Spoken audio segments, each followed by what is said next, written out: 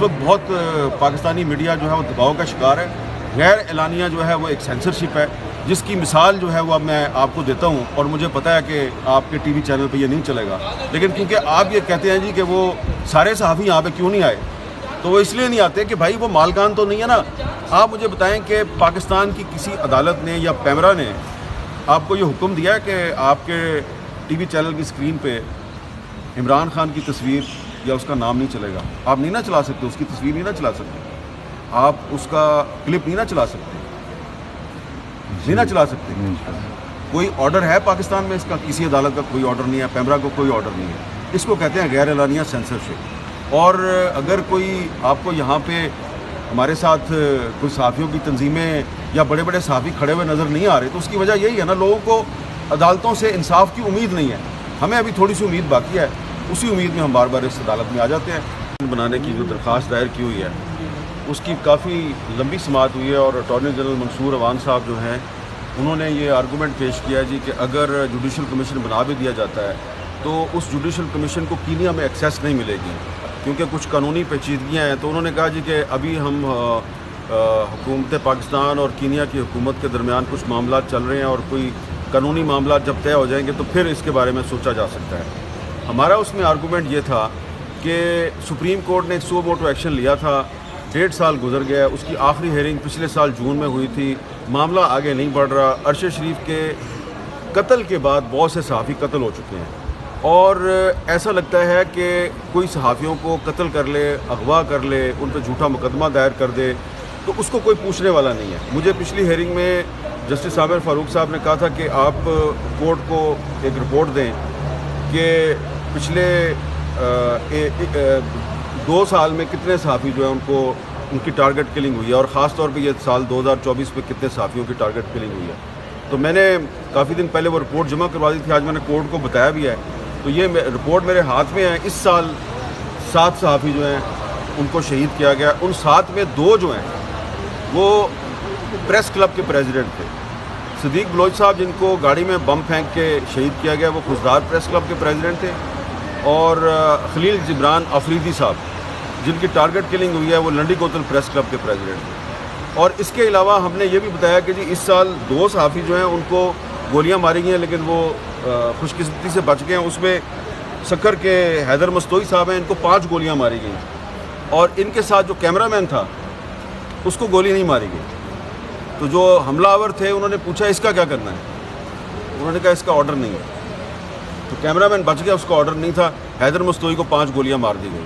تو ہم نے کورٹ سے یہ کہا کہ جی اگر ارشد شریف کے مرڈر کی انکوائری نہیں ہوگی تو اسی طرح صحافیوں کو شہید کیا جاتا رہے گا. 2021 سے آج 2024 تک 18 صحافی شہید ہو چکے ہیں. اب آپ یہ دیکھیں کہ یہ کوئی ایسے نہیں ہوا کہ کوئی بس کے نیچے آ گیا ہے یا سیڑھیوں سے گر کے شہید ہوا ہے. سب کو ٹارگٹ کلنگ کا نشانہ بنایا گیا ہے. موٹر سائیکل سوار آتے ہیں, گولیاں مار کے چلے جاتے ہیں, سر میں گولیاں مارتے ہیں, سینے میں گولیاں مارتے ہیں. صرف صدیق بلوچ صاحب جو ہیں ان کو گاڑی میں بم پھینک کے شہید کیا گیا. تو کورٹ جو ہے وہ اس میں جو بھی فیصلہ دے اس کو بس یہی گزارش ہے, اس چیز کا خیال رکھیں کہ کل جو جسٹس محسن اختر کیانی صاحب کی عدالت نے ایک فیصلہ دیا 36 صفحے کا, اس میں بھی اسلام آباد ہائی کورٹ کے آنریبل جج نے یہ لکھا ہے کہ ارشد شریف پر اتنے زیادہ مقدمات دائر کیے گئے, اتنی ہراسمنٹ ہوئی کہ اس کو پاکستان چھوڑنا پڑ گیا. تو میرا پورے پاکستان سے سوال ہے, کیا آپ نہیں جانتے کہ آج بھی پاکستان میں صحافیوں کے ساتھ کیا ہو رہا ہے؟ کیا آپ نہیں جانتے کہ اس وقت بھی پاکستان میں غیر اعلانیہ سینسرشپ ہے؟ کیا آپ نہیں جانتے کہ آج بھی صحافیوں کو دھمکیاں دی جا رہی ہیں؟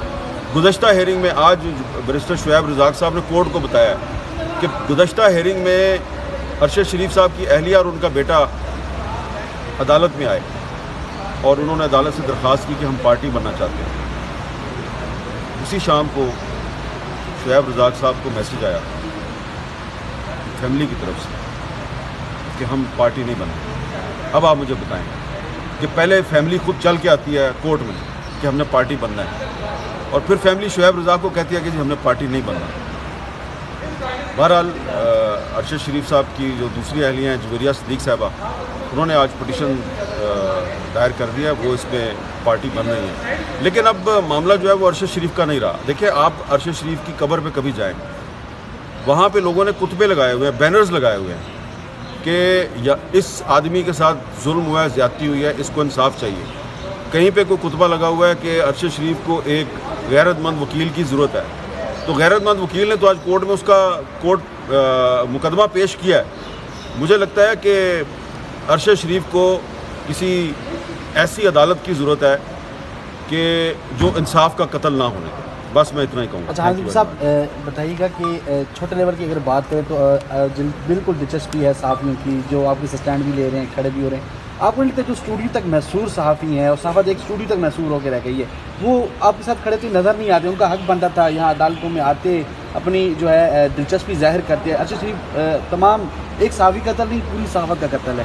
تو آپ نہیں سمجھتے ان کو اسٹینڈ لینا چاہیے تمام تر معاملات میں؟ دیکھیں اس وقت میں اسی لیے تو کہہ رہا ہوں کہ آپ سب کو پتہ ہے کہ پاکستان میں میڈیا کے ساتھ کیا ہو رہا ہے. اب یہ جو میں نے کورٹ میں یہ آج لسٹ دی ہے, یہ وہ تمام صحافی ہیں جو دفتر میں نہیں بیٹھے ہوئے تھے, یہ رپورٹر تھے سارے, اور ان کو موٹر سائیکل سواروں نے آ کے ان کی ٹارگٹ کلنگ کی ہے. تو یہ جو باہر نکلتا ہے اس کو باہر نکل کے ٹارگٹ کلنگ کا نشانہ بنا دیتے ہیں. جو اسٹوڈیو کے اندر بیٹھے ہوئے ہیں وہ بھی محفوظ نہیں ہیں, ان کو بھی کہیں نہ کہیں سے پریشر آتا رہتا ہے. تو اس لیے اگر اب ارشد شریف جیسا صحافی, بہت سے لوگ کہتے تھے جی یہ جو اینکر ہوتے ہیں جی, اینکروں کو کیا خطرہ ہے جی, یہ تو اسٹوڈیو میں بیٹھے ہوتے ہیں. تو ارشد شریف صاحب بھی تو اینکر ہی تھے نا, میں بھی تو اینکر ہی تھا, میرے پہ بھی قاتلانہ حملہ ہوا, ارشد شریف پہ بھی قاتلانہ حملہ ہوا, میں بچ گیا, ارشد شریف صاحب شہید ہو گئے.